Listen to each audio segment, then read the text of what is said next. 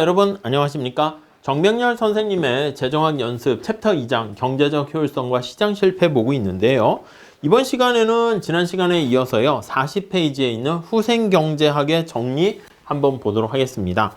자, 우선 후생경제학의 정리는요. 제1정리가 있고 제2정리가 있습니다. 자, 교재 40페이지에 가보시면 거기 뭐라고 돼 있죠? 완전 경쟁과 파레토 효율성 이렇게 나와 있어요. 이게 후생경제학 제1정리 요걸 암시하는 결론입니다. 아니 제1정리가 있으면 제2정리도 있어? 예, 맞습니다. 우선 제1정리라는 건 뭐냐면 우선 결론부터 살짝 볼게요. 그 박스를 한번 볼까요? 자, 후생경제학의 제1정리는 모든 개인의 선호체계가 강단조성을 갖고, 이거 그냥 암기하셔도 됩니다. 강단조성, 외부성과 공공재 등의 시장 실패 존재 요인이 없다면, 그러니까 시장 실패 존재 요인이 있으면 시장이 작동하지 않기 때문에 그런 것들이 다 없다는 가정하에서, 네, 거기 보시면 일반 경쟁 균형, 그 왈라스 균형이라 합니다. 일반 경쟁 균형은 파레토 효율성이 된다. 이게 제일 정리입니다. 자, 다시 일반 제너럴 경쟁 균형 이렇게 얘기합니다. 그러니까 이게 쉽게 얘기하면 경쟁이라고 하면 시장의 가격이 작동해서 시장에 맡겨두는 거 아니겠습니까? 그렇게 되면은 파레토 효율성, 에피시언트한 그런 상태가 달성된다. 여기서부터 이런 식으로 가게 되는 것을 얘기하는 게 제1정리 이렇게 보시면 되겠습니다. 별거 없습니다. 끝입니다. 끝. 그래서 거기 제목에 나와 있잖아요. 요게 제1정리야. 제목에 뭐라고 돼 있냐면 거기 위에 볼까요? 완전 경쟁과 파레토 효율성. 그래서 시장에 맡겨두잖아. 완전 경쟁. 그러니까 이게 경쟁이 아주 치열한 시장이 된다라고 하면은 우리가 적자 생존에 있는 것처럼 가장 거기에 적합한 사람만 살아남고요. 그렇지 않은 사람들은 자신한테 맞는 곳을 찾아가게 되는 거야. 제가 만약에 축구를 한다 합시다. 제대로 하겠습니까? 못하지. 보나마나 그렇지 않겠습니까? 안 돼요. 저 같은 사람이 축구를 했다가는 많은 관객과 시청자들의 눈을 버리게 됩니다. 그러니까 저한테 맞는 자리를 그나마 찾아가는 게 뭐 이렇게 경제학 강의를 하게 되는 거죠. 그래서 이렇게 완전 경쟁 시장에 맡기게 되면 이게 일반 경쟁 균형에 맡겨두게 되면 어떻게 된다? 그렇습니다. 우리 지난 시간까지 얘기한 게 파레토 효율성을 얘기한 거잖아. 그래서 파레토 효율성이 달성된다. 이게 바로 후생경제학 제1정리야. 그래서 가만히 놔둬. 시장에 놔두면 보이지 않는 손이 알아서 효율성을 달성해 줄 거야. 그겁니다. 제2정리는 뭐냐면 그거는 우리 다음 시간에 할 건데 이렇게 나눠서 볼게요. 파레토 효율성을 달성해 주는 일반 경쟁 균형이 존재할까? 이거야. 그래서 정확하게 보면 이렇게 제1정리를 뒤집은 거다. 이렇게 생각을 하시면 되겠습니다. 오케이. 자, 여기서 다시 1번 후생경제 제1정리의 개념을 한번 체크해 보도록 하겠습니다. 자, 우선 개념 한번 보시면 개념. 자, 큰 그림은 이 정도만 보셔도 됩니다. 자, 우선 거기 보시면 제1정리는 분권화된 시장 경제 체제 하에서 시장이 분권화됐습니다. 분권화된 시장 경제 체제 하에서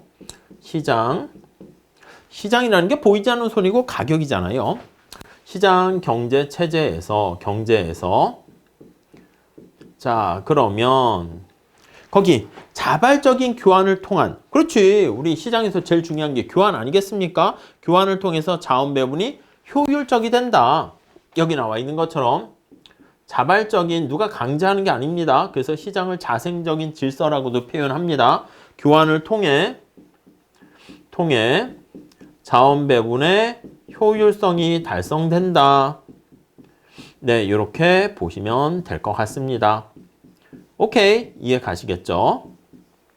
네, 자, 여기서 2번 볼까요? 제1정리는 시장 경제 체제를 옹호하는 근거로 사용되고 있는데 그 내용은 다음과 같다. 그러니까 결론은 이게 뭐냐면 시장을 옹호하는 겁니다. 아담 스미스의 우리가 보이지 않는 손, 요걸 얘기하는 거죠. 보이지 않는 손이라는 게 뭡니까? 가격입니다. 가격의 기능을 신뢰한다, 강조한다 이렇게 보시면 되겠습니다. 자, 우선 그 밑에 일반 균형이란 그겁니다. 우리 모든 시장이 다 균형을 이루는 제너럴 이퀴리브리엄이니까 모든 시장이 동시에 균형을 이루는 그런 상태를 나타내고요. 그리고 거기 강단조성 그것도 하나 체크하시죠. 다다익선을 얘기합니다. 거기 나와 있죠. 더 모아 더 베터라는 얘기 나와 있습니다. 그리고 전제 조건이 있습니다. 단 우리 시장이 잘 작동돼야 되니까 시장이 망가지면 안 되지. 여기 시장의 가격, 시장 경제 체제 이렇게 되니까 당연한 건데 거기 보시면 뭐 단조성은 우리 제2정리에도 있으니까 그냥 가볍게 보시고요. 단조성이 충족돼야 되고요. 그 다음 거기 보시면 우리 뒤에 다시 얘기할 건데 공공재라든가 외부성이 존재하게 되면 시장이 제 기능을 잘 못합니다. 그래서 이런 건 바로 시장 실패 요인이 없는 경우 이렇게요. 이해 가시겠죠? 그래서 이게 없다라는 전제 하에서 일반 경쟁 균형 하에서는 파레토 효율성이 된다. 이렇게 보시면 되겠습니다. 자, 이걸 설명하게 될 건데 설명은 뭐냐면 여러분 이렇게 보시면 되겠습니다. 밑에 잘 나와 있는데 여러분 소비에서 파레토 효율성은 어떻게 됩니까? 소비의 파레토 효율성은 우리 뭐라고 얘기했었죠? 그래요. 두 사람의 무차별 곡선인 MRS가 같을 때가 효율적이다. 이렇게 됩니다. 자, 그런데 우리 재미난 게 있습니다. 둘이 만나서요. 원래 이렇게 되는 거지. MRS, A가 생각할 때 XY, X가 빵이고 Y가 물이라 그러면 B랑 이렇게 만나서 당신은 얼마나 목이 마릅니까? 얼마나 배가 고픕니까? XJ를 얼마나 선호합니까? 그걸 나타내는 거지. 자, 다시요. 요거 MRS라는 개념의 뜻을 좀 잘 체크하셔야 돼. A가 생각할 때 관심사가 X가 관심사가 되는 겁니다. 그래서 XJ를 자, YJ는 기준 역할을 하는 거야. 우리 MRTS도 그렇고 MRT도 그렇습니다. XJ를 소중히 여기는 정도 이거야. 소중히 여기는 정도. 그래서 우리가 사실 보면 이 MRS랑 둘이 만나가지고 반갑구만 해서 만나가지고 당신은 XJ를 얼마나 소중하게 생각합니까? 그래서 그걸 물어봐서 교환 비율을 결정해야 되는데 우리 시장에서 그렇게 합니까? 그렇게 안 하잖아. 무슨 말씀이냐면 여러분 시장에서 가격이라는 걸 우리 경제학에서 뭐라고 얘기하냐면 신호등이라고 보시면 되겠습니다. 신호등. 여러분 사거리 교차로가 되었을 때 여러분 운전을 만약에 하시게 되면 바라봤을 때 어떻게 저쪽에 있는 사람이 갈까 말까 그걸 보면서 눈치 게임 하면서 갑니까? 그렇게 안 하잖아. 어떻게 하죠? 신호등이 있잖아. 파란불이 있으면 그냥 옆 사람 신경 안 써. 그냥 고 하면 되는 것이고 빨간불이면 그냥 멈춰야 되는 겁니다. 이해 가시죠? 그거랑 마찬가지야. 두 사람이 만나가지고 당신은 XJ를 얼마나 좋아하십니까? 난 이만큼 좋아합니다. 이만큼 싫어합니다. 그렇게 소통하고 얘기하는 게 아니라 무수히 많은 사람이 개별 교환을 통해서 1대1로 물물 교환하는 게 아니라 어떻게 한다? 신호등이 있는 거죠. 자, 밑에 그림이 잘 나와 있어요. 이거는 기초 경제학 시간에 우리가 이런 건 얘기하는데 A라는 사람이 어떤 선택을 하게 됩니까? 이게 A라는 사람이야. XJ가 있고 YJ가 있어요. 그럼 시장에서의 가격이 있지, 가격. 이게 예산선이고 가격이잖아. PY분의 PX가 있습니다. 그럼 효용 극대화하는 이 A는 어떤 선택을 합니까? 라고 하면요. 무차별 곡선이 이렇게 접할 때가 효용 극대화를 달성하게 됩니다. 이해하시죠? 그게 여기 나와 있는 무차별 곡선 접선의 기울기 MRS라 합니다. 요거랑 두 개 똑같은 거야. 요거 MRS야. 연두 색깔의 MRS. 예산선의 기울기랑 똑같은 거야. 그러니까 A가 B를 만나지 않고 저 위에 예산선의 기울기에 해당하는 가격이라는 게 존재하고요. 저 위에 태양같이 떠 있는 거야. 이해 가시죠? 지금 그게 같을 때가 최적하니까 요거 두 개 같을 때가 최적 선택 이렇게 되는 거죠. 그래서 A가 효용 극대화를 한다 그러면 요 시장에서의 가격을 보고 요거 두 개 같을 때가 최적 요걸 선택을 하고요. B도 마찬가지입니다. B도 시장에서의 가격이 이렇게 주어져 있잖아. 밑에 그림 오른쪽이 B야. 요 가격을 보고 B도 마찬가지야. 그래서 요 가격을 보고 같아지는 점을 찾게 되는 겁니다. 요거 신호등을 보고 이렇게 선택을 하는 겁니다. 신호등이 빨간불이다 그러면 둘이 같이 막 가고 안 가고 이게 아니라 멈춰야 되는 거지 뭐. 그러니까 한 명은 가고 한 명은 안 가고 이렇게 신호등을 보여주는 거야. 그게 아담 스미스의 보이지 않는 손이고 그게 바로 시장 메커니즘이죠. 이해 가십니까? 그 원리만 잘 기억하세요. 그러니까 이게 후생경제학과 일반균형 원리는 수학으로 푸는 것이기 때문에 되게 복잡해요. 그래서 우리가 그것까지 할 건 아니고 그 메커니즘과 시사점과 그런 것들을 우리가 파악하시면 될 것 같습니다. 자, 그래서 밑에 그림 A와 B가 소득이 많고 적고 상관없이 효용 극대화는 주어진 예산선 41페이지 가볼까요? 시장에서의 요 가격이 주어져 있는 거야. 여기 시장에서의 가격이 신호등 역할을 하고요. 앞에 썼지만 다시 신호등의 역할을 하고 완전 경쟁 시장에서는 요건 뭐 처음 하시는 분도 있긴 하겠지만 시장에서 주어진 가격을 받아들입니다. 그래서 주어져요. 그걸 가격 수용자라고 합니다. 여러분들 내가 콜라를 사러 간다 그러면 마트에서 콜라 가격이 1,000원이다 그러면 정해진 거 아니야? 제가 가나 여러분들이 가나 자판기가 있어. 콜라가 딱 있어. 그러면 1,000원 써 있으면 뭐 얼굴을 인식해가지고 아이고 뭐 세무사 수험생이시군요. 힘드시죠? 해서 가격이 50% 다운되고 이러지 않는다고요. 이해 가시겠죠? 그러니까 딱 정해진 가격을 보고 내가 어떤 선택을 할 것인가, 몇 개 살 것인가 그걸 결정합니다. 만약에 내가 목이 되게 마르면 콜라를 더 여러 개 구입을 할 것이고 별로 콜라는 몸에 좋지도 않고 목마르지 않다. 그러면 콜라를 많이 안 사게 되겠죠. 이해 가시죠? 자, 다시 정리할게요. 포인트는 A와 B가 직접 만나가지고 너 이거 얼마나 좋아해 하는 게 아니라 시장의 가격을 보고 A가 요거에 맞춰서 최적 선택을 하고 B도 요거를 보고 최적 선택을 하고 그러니까 시장의 가격에 요게 보이지 않는 손에 요 신호등 역할을 하게 되면 둘이 결국은 같아져서 교환의 소비의 효율성을 달성하게 됩니다. 자, 3번 볼게요. 그래서 MRS가 두 개 똑같다라는 것을 알 수가 있게 됩니다. 이해 가시죠? 자, 생산의 효율성도 마찬가지가 됩니다. 자, 여기 지울게요. 좀 지우고. 자, 소비의 효율성을 지금 이렇게 얘기를 한 것처럼 생산의 효율성도 똑같이 보시면 되겠어요. 네, 여기다 할까요? 자, 2번 생산의 효율성 나와 있어요. 자, 소비의 효율성 이렇게 있고 생산의 효율성. 자, 생산하는 사람들은 어떻게 하냐면 기업이 노동을 많이 쓸까? 자본을 많이 쓸까?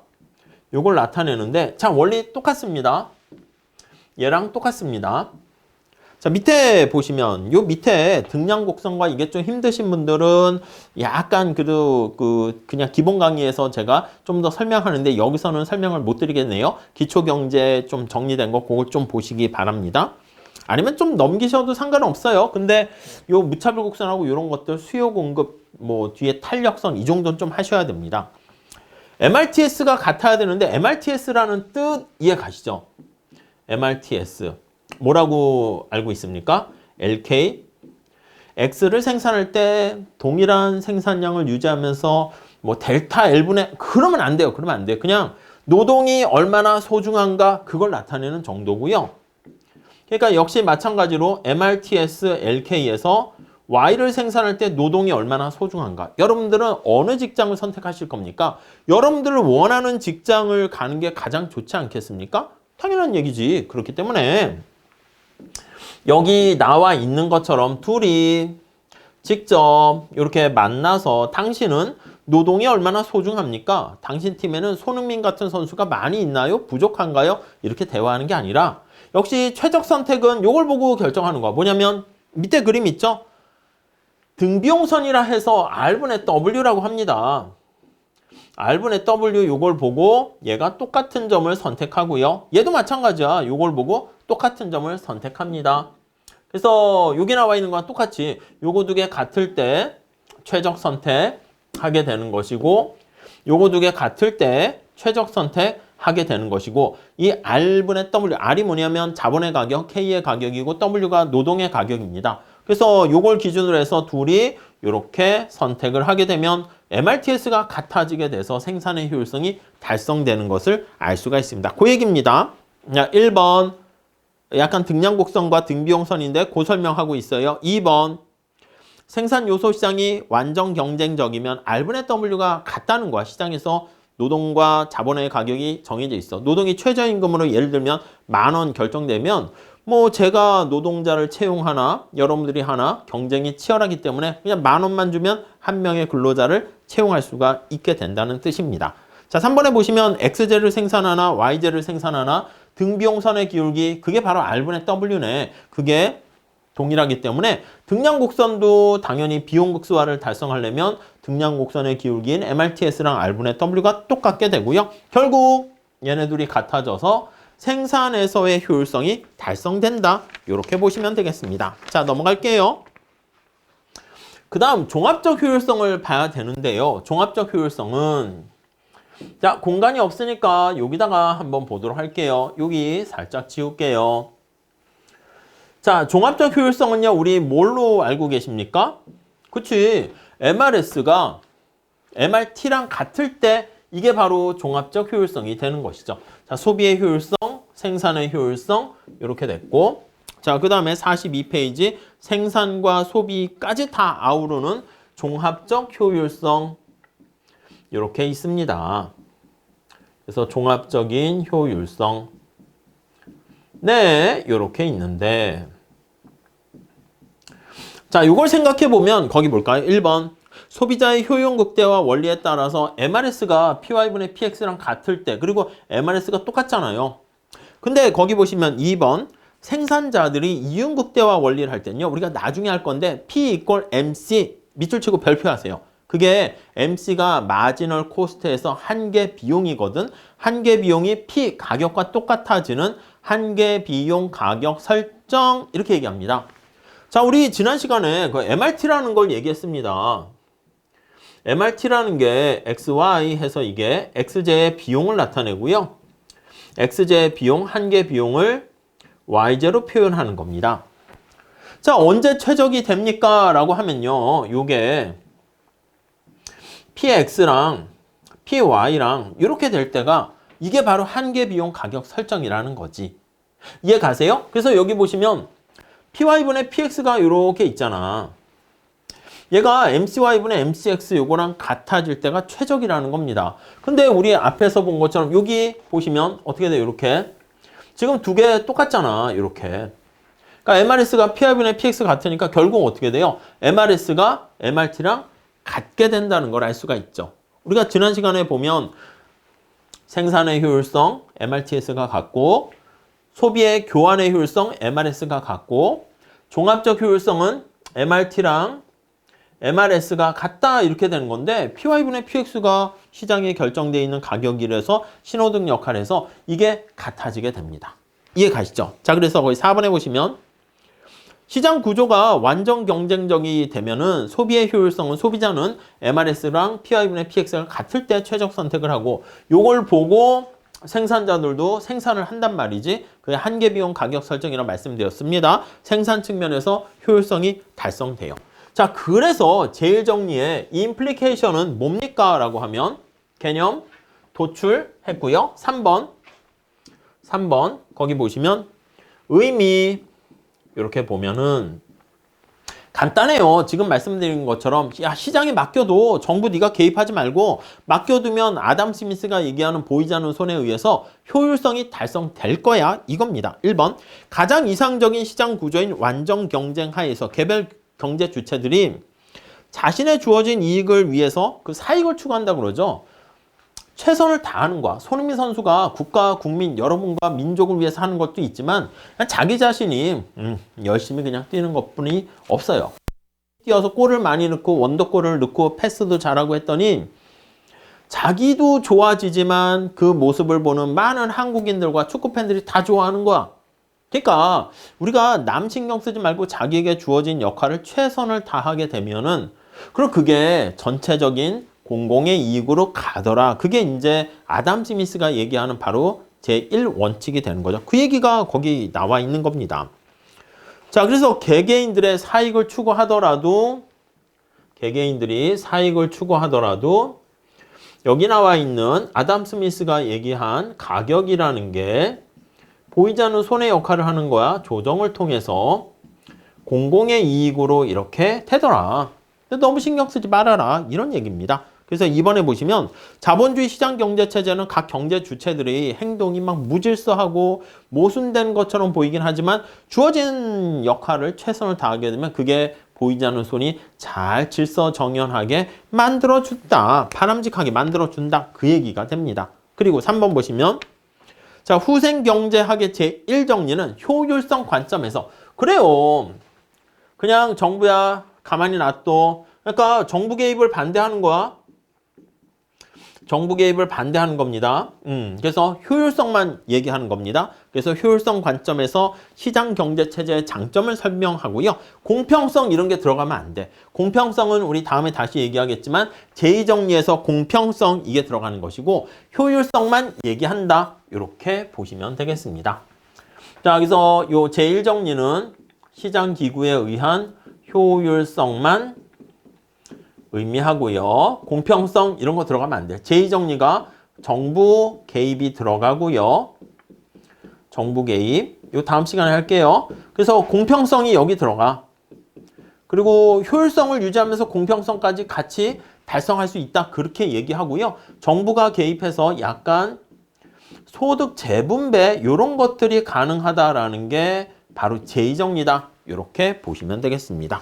자, 그래서 거기 화살표도 나와 있네. 후생경제학의 제1정리는 아담 스미스의 보이지 않는 손을 현대적으로 재조명한 것이라 알 수 있다. 라고 보시면 되겠습니다. 자, 밑에 참고에 거기 보시면 재음미가 나와 있는데 에즈워드 박스로 해서 그렇게 하는 것까지는 사실 좀 과합니다. 과하기 때문에 의미만 보세요. 의미만 별표하세요. 1번 후생경제학의 제1정리는 시장기구에 맡기면 시장기구가 가격입니다.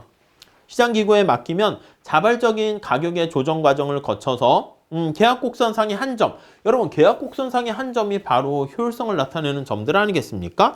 2번 일반 경쟁 균형에서 파레토 효율적인 일반 경쟁 균형은 파레토 효율적인 자원 배분이 된다. 화살표가 왼쪽에서 오른쪽으로 가는 게 바로 제1정리. 그것만 보시죠. 그림까지 보시진 않으셔도 되겠습니다. 다음 페이지 후생경제학 제2정리 나와 있는데 요거는 끊었다 갈게요. 우선 제1정리에 대해서 좀 여러분들 잘 체크하시고 처음 보실 때는 여기 나와 있는 뭐 MRS, MRTS, MRT 이게 정신이 없어요. 그래서 제가 말씀드린 직관적으로 이해하셔야 돼요. 뭐 델타, L분의 이렇게 하시면 안 됩니다. 아시겠죠? 네, 좀 잘 정리하시면 좋겠습니다. 자, 그리고 다음 시간에 후생경제학 제2정리 이어서 설명드리도록 할게요. 감사합니다.